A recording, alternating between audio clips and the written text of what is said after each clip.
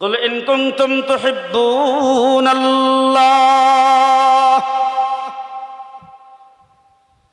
কুল in কুনতুম তুহিব্বুনাল্লাহ।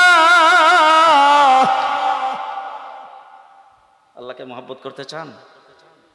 আল্লাহকে পাইতে চান? আল্লাহর সাথে লাইন লাগাইতে চান? আল্লাহর সঙ্গে সম্পর্ক লাগাইতে চান? নিজে আল্লাহর হইতে চান? আল্লাহর খাঁটি বান্দা হইতে চান? আল্লাহর খাস বান্দা হইতে চান? কুল ইন কুনতুম তুহিব্বুনাল্লাহ। আল্লাহ বলেন যদি হইতে চাও ফাত্তাবিউনি। রাসূলুল্লাহ সাল্লাল্লাহু আলাইহি সাল্লামকে আল্লাহ বলছেন কুল, আপনি বলেন, আপনি বলে দেন, আপনার উম্মতকে আপনি বলে দেন। তার কারণ হলো আপনিও তো তাদের মধ্য থেকে একজন। কথা কয় না, ঠিক না? ছোট সময় যখন গ্রাম দেশে থাকতাম তখন দেখতাম দুই গোষ্ঠীর ঝগড়া ফসাদ হয় আর কি। তখন এক সর্দার আর এক সর্দারে ডেকে তোমার বাড়ি ঘরের মানুষকে তুমি কও, ঠিক না? এই তোমার গোষ্ঠীর লোককে তুমি বলো, তোমার মানুষদেরকে তুমি বলো। আমার আল্লাহ বলেন কুল ও নবী, আপনিও তাদের মধ্য থেকে তো একজন, আপনিই বলেন। এখন দেখবেন কালকে আপনাদের এখানে চাষটলের দোকানে বৈশা বলবে যে ঢাকার মৌলবী আইসা নবীরই কইছে, নবী বলে আমরার মধ্যে থেকে একজন। আমি পরিষ্কার ভাষায় আপনাদেরকে বলছি, আমার আল্লাহ পাক কোরআন শরীফে বলছেন, আমার কথা তো না। এটা ইত্তেফাক পত্রিকার বিবৃতি কইতেছি, জনকণ্ঠের নিউজ, বিটিভি, এনটিভি, 71 টিভি। লাকাদ মান্নাল্লাহু আলাল মুমিনিন।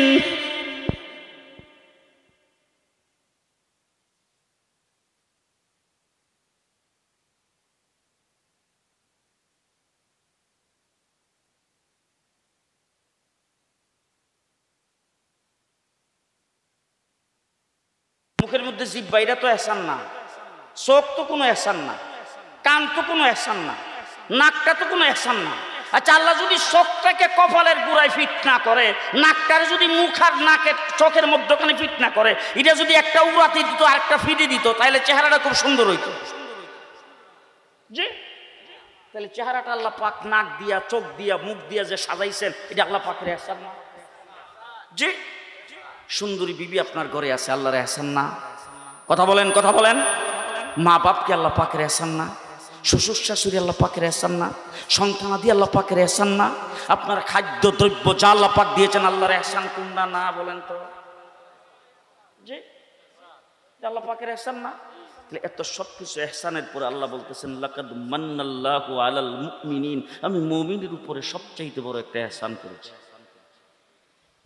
সে এহসানটা কোনটা আল্লাহকে একটু জিজ্ঞেস করেন তো, আল্লাহ এই এহসানটা কোনটা? আমরা তো দেখি সবই তোমার এহসান, কিন্তু সবচাইতে বড় এহসান তুমি কোনটা করেছো? আল্লাহ বলেন ইজবাআসা ফীহিম রাসূলাম মিন আনফুসিহিম। ওলামা ইকরাম, আমি আপনাদেরকে সবক শোনাইতে চাই, যদি ভুল হয় আমারে কয়।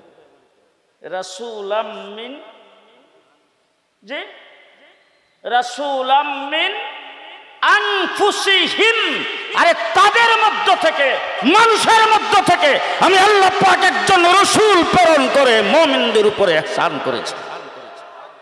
সুবহানাল্লাহ। কালকে সকালে নাস্তার পরে কয়েন।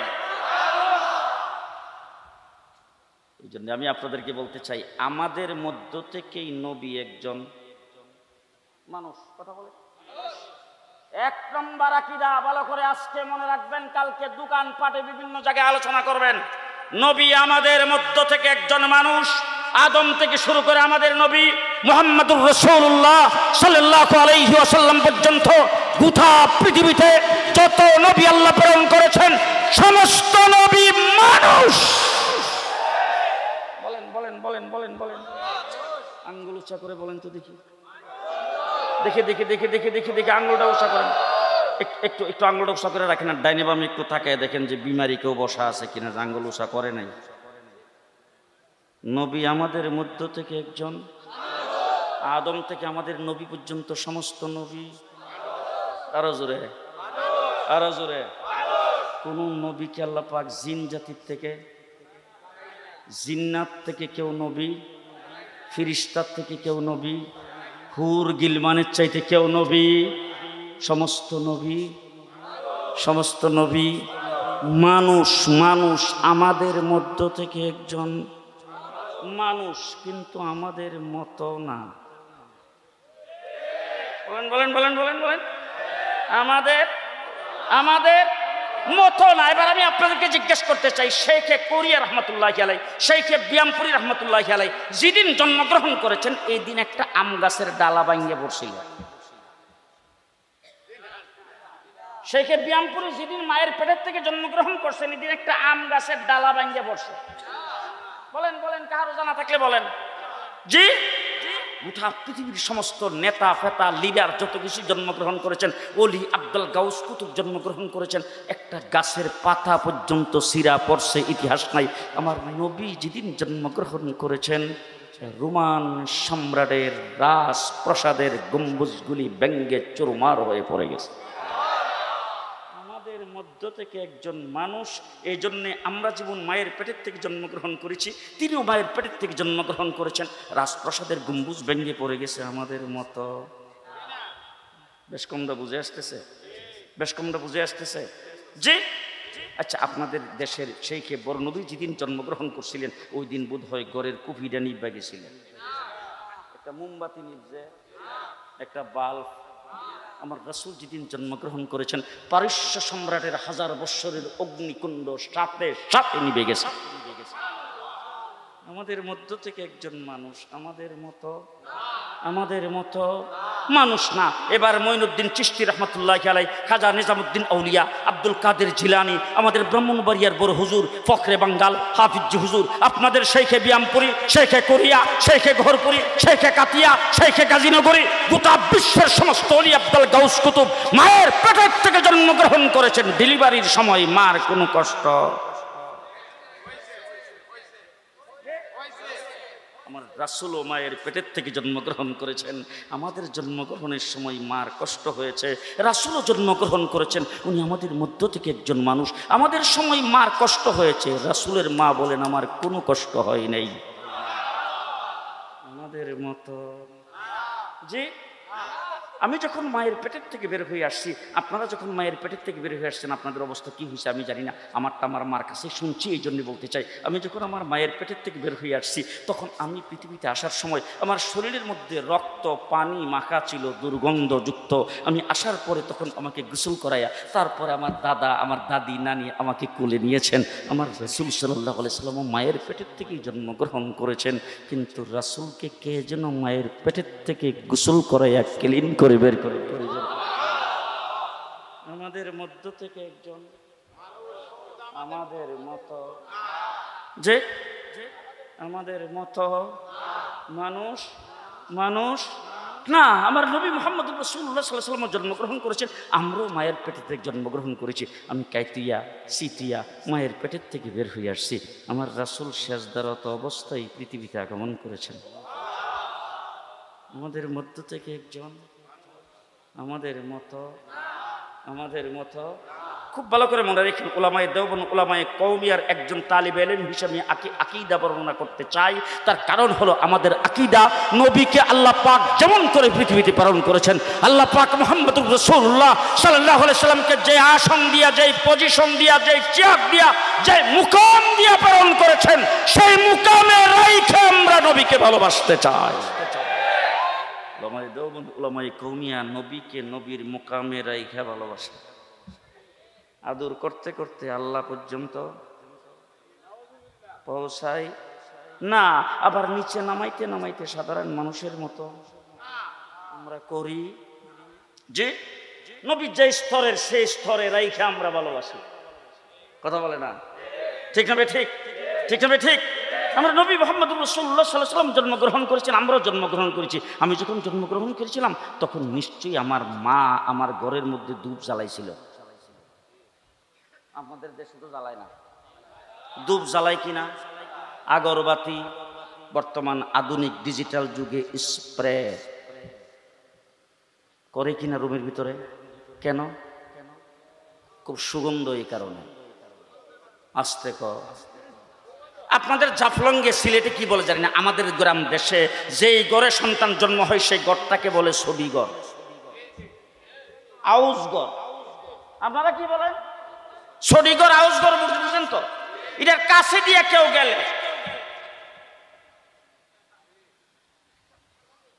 কি কারণ? সুগন্ধের কারণ। ডাইনি বাম একটু তাকিয়ে দেখবেন, কেউ যদি কথা না কয় মনে করবেন হে রুগী। সুগন্ধের কারণে না দুর্গন্ধের কারণে? আমি জন্মগ্রহণ করেছি, সেইকে ব্যায়ামপুরি, সেইকে কাদিয়া, সেইকে করিয়া, যত বড় বড় শেখ শাক জন্মগ্রহণ করেছেন, যত বড় লিডারই হোক তিনি জন্মগ্রহণ করেছেন, যত ভালো দামি আতরই তিনি ব্যবহার করুক না কেন, মায়ের পেটের থেকে জন্মগ্রহণ করার পরে সুগন্ধ না দুর্গন্ধ? যে মুহাম্মদুর রাসূলুল্লাহ সাল্লাল্লাহু আলাইহি সাল্লাম যেই ঘরে জন্মগ্রহণ করেছেন, হুজুর মায়ের পেটের থেকে বের হইতে দেরি হয়েছে, গোটা ঘরটা মিশকে আম্বরের সুগন্ধিতে পরিণত হইতে দেরি হয়নি। আমাদের মধ্য থেকে একজন মানুষ আমাদের মতো যে শেষ করতে চাই। আমাদের দেশের বড় বড় হুজুর যারা আছে তারা যে শরীর থেকে গাম বের হয়, এদের গামের মধ্যে দুর্গন্ধ হয় না। খালেদ সাইফুল্লাহ আইয়ুবীর গামে তো দুর্গন্ধ নাই, খুরশিদ আলম কাসেমী সাহেবটা তো নাই। যে আপনাদের দেশের বড় বড় শেখ হযরত মদনী রাহমাতুল্লাহ আলাইহি এবং তাদের খলিফা যারা ছিল, এদের শরীরের গাম থেকে দুর্গন্ধ না সুগন্ধ? যে যে মুহাম্মদুর রাসূলুল্লাহ সাল্লাল্লাহু আলাইহি সাল্লাম গামতেন। আম্মা জান আয়েশা সিদ্দিকা জিজ্ঞেস করেছেন, হুজুর আমরাও গামি, আপনিও গামেন? আপনারা আমার কথা বুঝতেছেন তো? যে হুজুর আমরাও গামি, আপনিও গামেন। রাসূল বলেন তোমাদের মধ্য থেকে একজন মানুষ, এই জন্য তোমাদেরও গাম আসে, আমারও। কথা বলেন, কথা বলেন। আর তোমাদের মধ্য থেকে একজন মানুষ, এই জন্য তোমাদেরও গাম আসে, আমারও গাম আসে। তবে তোমাদের মতো মানুষ নয়, তার প্রমাণ হলো তোমাদের গামে দুর্গন্ধ করে, আমার গামে মেশকে আম্বর চাইতে বেশি সুগন্ধ করে। হুজুর আকরাম সাল্লাল্লাহু আলাইহি ওয়াসাল্লামের কাছে একজন ব্যক্তি এসে বলতেছেন, হুজুর আমার মেয়ের বিয়া, মেয়ের বিবাহ।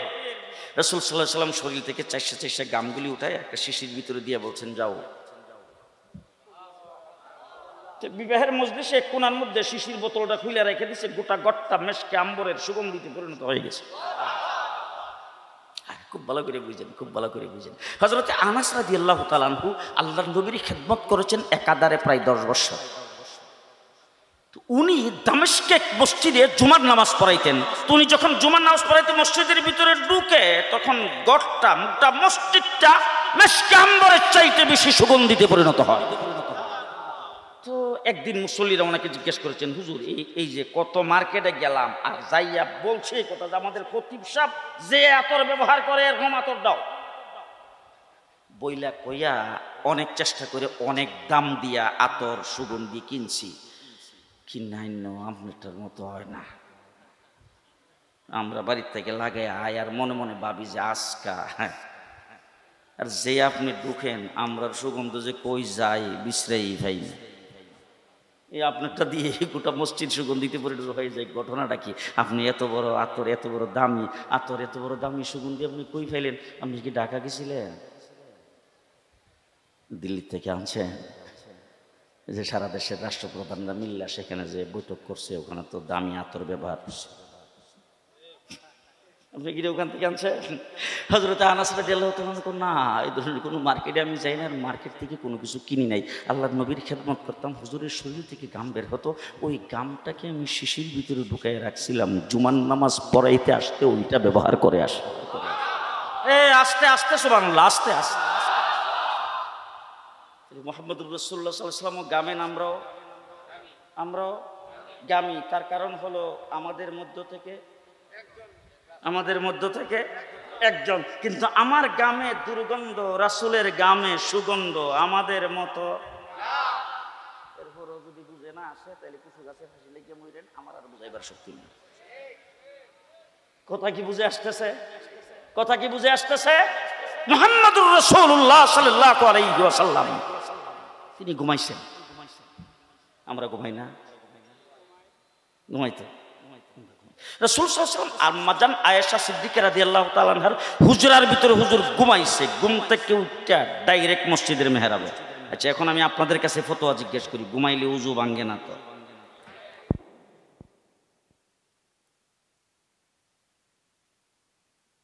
আপনাদের শাইখে বয়ামপুরি রহমাতুল্লাহ আলাইহি ঘুমাইলে উযু ভাঙতো? যে ঘুমাইলে সবারই উযু ভাঙে? রাসূল সাল্লাল্লাহু আলাইহি ওয়াসাল্লাম তো মশলা শিক্ষা দিয়েছেন, কিন্তু রাসূল আম্মাজান আয়েশা সিদ্দিকার হুজরার ভিতর ঘুমাইছে, ঘুম থেকে উঠতে যায় জামাত তৈয়ার, রাসূল ইমামতির জায়গায় খাড়াইছে, একামত হইছে, হুজুর নামাজ পড়ায়া যখন ঘরে আইছে, আম্মাজান আয়েশা সিদ্দিকা রাসূলকে ডাক দিয়ে কয়, আপনি যে আমার ঘরে ঘুমাইছিলেন এটা বোধহয় ভুলে গেছেন। রাসূল কয়, না আমি ভুলি নাই, কথা হইলে মনে হয় জিবরাইলের সঙ্গে সাক্ষাৎ হয়েছে। বলে, না জিবরাইল তো আসে নাই। দুইটার একটা তো হইছি, না করেন কেন? আল্লাহ নবী বলেন, একটা হয় নাই, তুমি জিজ্ঞেস করো কেন? আম্মাজান আয়েশা সিদ্দিকা বলেন, জিজ্ঞেস করতেছি এই জন্য, আপনি না আমাদেরকে মাস্টার শিক্ষা দিয়েছেন যে ঘুমাইলে উযু ভাঙে, তা আপনি যে আমার ঘরে ঘুমাইছেন, ঘুম থেকে উঠতে যায় নামাজ পড়াইছেন, হয়তো জিবরাইল আমিন আয়েশা মাসলাটারে ফাল্টাই দিছে, আর না হইলে আপনি যে ঘুমাইছিলেন বলছেন দুইটার একটা তো হইছে, নাইলে উযু করলেন না কেন? আল্লাহ নবী বলেছেন, আয়েশা তোমরাও ঘুমাও, আমিও ঘুমাই, তোমার বাবাও ঘুমাই, সাহাবায়ে কেরামও ঘুমাই, গোটা উম্মত ঘুমাবে, আমিও ঘুমাই, তোমাদের মধ্য থেকে একজন মানুষ। কিন্তু তোমরা ঘুমাইলে উযু ভাঙ্গে, আমি ঘুমাইলে উযু ভাঙ্গে না তোমাদের মতো।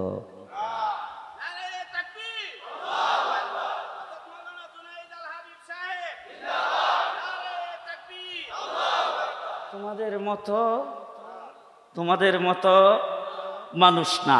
যত নবী আল্লাহ পৃথিবীতে প্রেরণ করেছেন, সমস্ত নবী,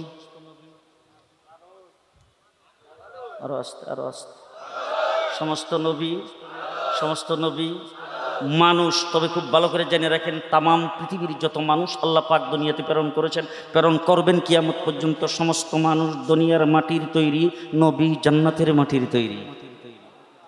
নবী কোন মাটির তৈরি? নবী কোন মাটির তৈরি? আদম থেকে ঈসা পর্যন্ত সমস্ত নবী সাধারণ জান্নাতের মাটির তৈরি, আর আমার নবী জান্নাতুল ফেরদাউসের মাটির তৈরি। আল্লামা দেওবন্দের আকীদা। যত নবী আল্লাহ দুনিয়াতে প্রেরণ করেছেন, সমস্ত নবী পুরুষ, মহিলাই ছিল 10 জন। যে আদম থেকে আমাদের নবী পর্যন্ত কোন নবী আল্লাহ পাক মহিলাকে, সমস্ত নবী, জোরে জোরে জোরে জোরে জোরে জোরে, সমস্ত নবী পুরুষ। মনে থাকবে তো? 3 নম্বর আসেন, নবী বুড়ে হয় না। তত্ত্বাবধায়ক সরকারে, অন্তর্বর্তীকালীন জাতীয় সরকার, নির্দলীয় নিরপেক্ষ সরকার, নবী বুটে, সিলেকশনে, নির্বাচনে বুড়ে, জুড়ে, দিনের বুট রাতে কইরা, বুড়ে শিলমাইরা নবী আল্লাহ প্রদত্ত, আল্লাহ প্রেরণ করেন। কে প্রেরণ করেন?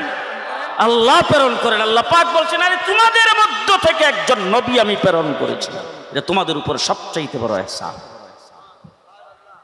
সেই নবী যেহেতু আমাদের মধ্যে, এই জন্য আল্লাহ বলতেছেন, কুল, আপনি বলে দেন, কি বলে দেন? কুল ইন কুনতুম তুহিব্বুনাল্লাহ, আপনি বলে দেন, দুনিয়ার মানুষ যদি আমাকে মহব্বত করতে চাই, আমাকে ভালোবাসতে চাই, আমার সঙ্গে যদি লাইন লাগাইতে চাই, তাহলে আপনি বলে দেন ফাত্তাবিউনি,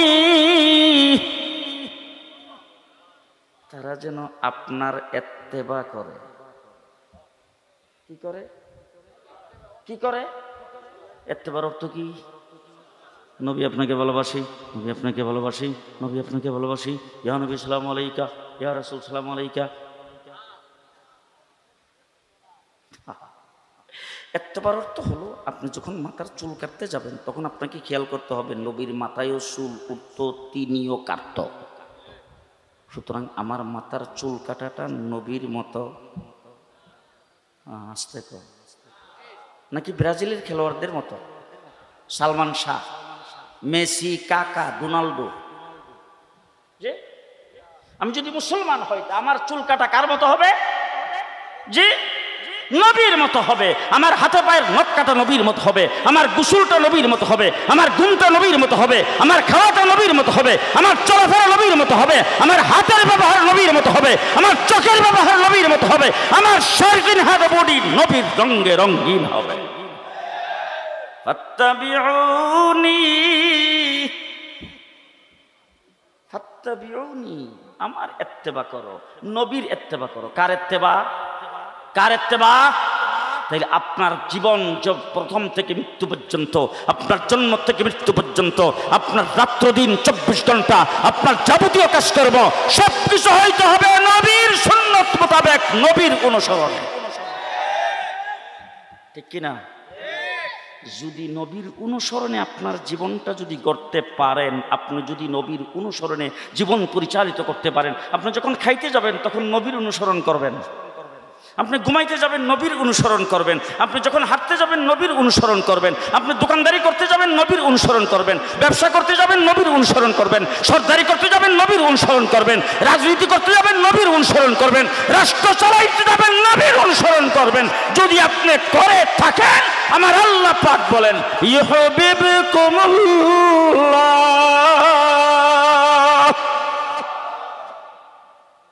আমার আল্লাহ বলতেছেন তুমি আমারে ভালোবাসবা, আমার সঙ্গে লাইন লাগাইবা। আমার টেলিফোন নাম্বার তুমি জানো? আমি কি জাফলঙ্গে থাকি না সিলেটে থাকি জানো তুমি? আল্লাহু আকবার।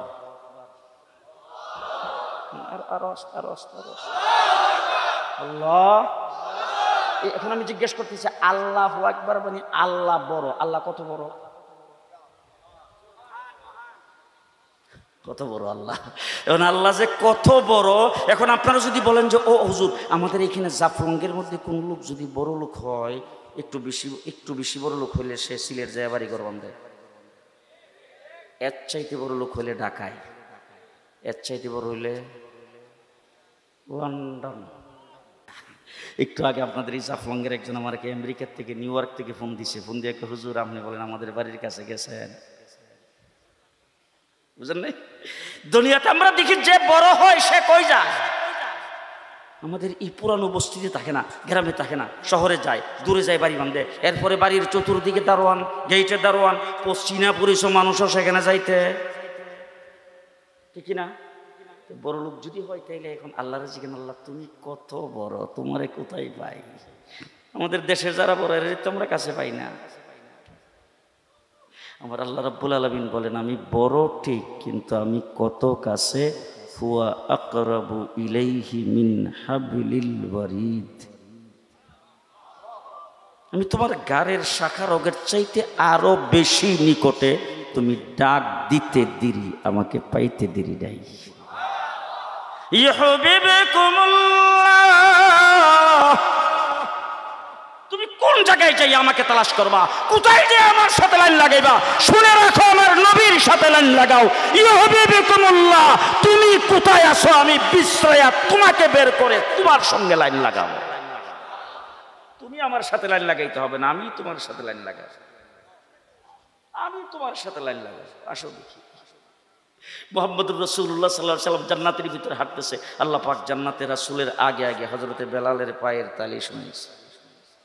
হযরতে বেলাল আল্লাহর সঙ্গে কেমন লাইন লাগাইছে। আমার নবী রাতের অন্ধকারে উঠে চলে গেছেন মেরাজ, তামাম পৃথিবীর কেউ জানে না, গোষ্ঠী গোষ্ঠীর কেউ জানে না, আশেপাশের কেউ জানে না, চুপে চুপে সবাইকে থইয়া রাসূল চলে গেছেন একবার আল্লাহ পাকের আরশে, চলে গেছেন জান্নাত জাহান্নাম দেখার জন্য। হযরতে বেলাল যেন বুঝাইতে চাইছে সবাইকে ফাঁকি দিয়েছেন, আমাকে দিয়া পারবেন না, কারণ আমি লাইন আপনার সাথে এমনভাবে লাগাইছি আমি জান্নাতে আপনার আগে আগে আছি। ইউহিব্বুকুমুল্লাহ, আমার আল্লাহ বলেন আমি তোমার সাথে লাইন লাগাবো, লাগাইলে কি হবে? ইয়াগফির লাকুম যুনুবাকুম, এক নম্বর তোমার পেছনের জিন্দেগির যা আছে সব মাফ করে দাও। পারবেন? পারবেন? রাসূলের সাথে লাইন লাগাইতে পারবেন? পারবেন? পারবেন? সামনে এই যে এখন কিন্তু ওই যে এই ওয়াজের জাহাজগুলি যে বলছিলাম ওনারা স্টেজে এসে গেছেন, কোন কি কইরা যাইছে আমি জানি না, ঘোষণা হয়েছিল নামাজের, মনে হয় নামাজ সকলের পরেই হবে। তো 1 নম্বর ওয়াদা দিতে চাই, দাঁড়ানো বসা এশার নামাজ এইখানে জামাতের সাথে না পড়া কেডা কেডা যাইবেন?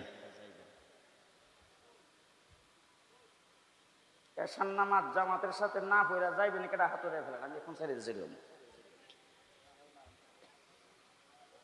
যাইবেন গা? যে এশার নামাজ আসতে এই জায়গায় জামাতের সাথে কে কে পড়বেন? দেখি হাতটা উড়ে রাখেন, দেখে লো, দেখে ওই যে হাত উড়ে, ওই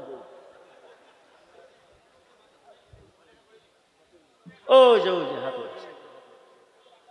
নামাজ না পড়ে কেউ যাবেন না তো? কেউ যাবেন না তো? হাত নামান। 2 নম্বর ওয়াদা, আজকে ফজরের নামাজ থেকে 5 ওয়াক্ত নামাজ জামাতের সাথে কে কে পড়বেন? হাত উঠান। আল্লাহ কবুল করুক, সকলে বলেন আমিন। আর জোরে বলেন আমিন। ইন্নাস সালাতা তানহা আনিল ফাহশাই ওয়াল মুনকার, নামাজ আপনার সমস্ত খারাপি থেকে আপনাকে মুক্ত করবে। নামাজ কায়েম করেন, নামাজ কায়েম করেন, জামাতের সাথে নামাজ পড়েন, সমস্ত পেরেশানি আল্লাহ পাক দূর করে দেবেন। পড়বেন, পড়বেন, পড়বেন। স্থানীয় উলামায়ে কেরামের সঙ্গে সম্পর্ক রেখে তাদেরকে জিজ্ঞাসা করে করে আল্লাহর নবীর সুন্নত 3.5 হাত বড়ির থেকে শুরু করে আপনার জিন্দেগির প্রত্যেকটা ক্ষেত্রে বাস্তবায়ন করবেন। আল্লাহ কবুল মঞ্জুর করুক, সকলে বলেন আমিন। আমি আবারও দুঃখ প্রকাশ করছি যে আমি আইসা হঠাৎ করে ভাগ্য ধরলাম। আল্লাহ তাবারক ওয়া তাআলা আজকের এই মাহফিলকে কবুল করুন, তৃপ্তি সহকারে ওয়াজ শুনবেন এবং আমলের নিয়তে, আমলের নিয়তে। আমি তো বাংলা সূরা কয়েকটা কথাবার্তা বইলা খালি সময়টা নষ্ট করলাম, আপনাদের একটু জমায়ে দিলাম। এই ওনারা এখন ওয়াজ করবেন, সামনের করণীয় সম্পর্কে আপনাদেরকে বর্ণনা করবেন। আপনারা সকলেই ওয়াজ শুনে তৃপ্তি সহকারে আখিরি মোনাজাত করে তারপরে যাবেন।